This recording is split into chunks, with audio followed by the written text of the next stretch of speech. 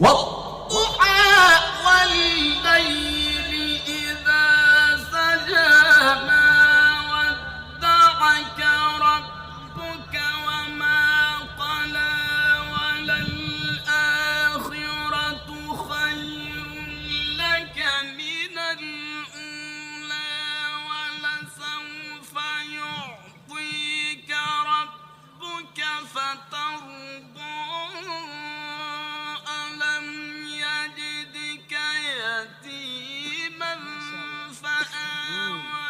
ووجدك ضالا فهدى ووجدك عائلا فأغنى فأما اليتيم فلا تقهر وأما السائل فلا تنهر وأما بنعمة ربك فحدث بسم الله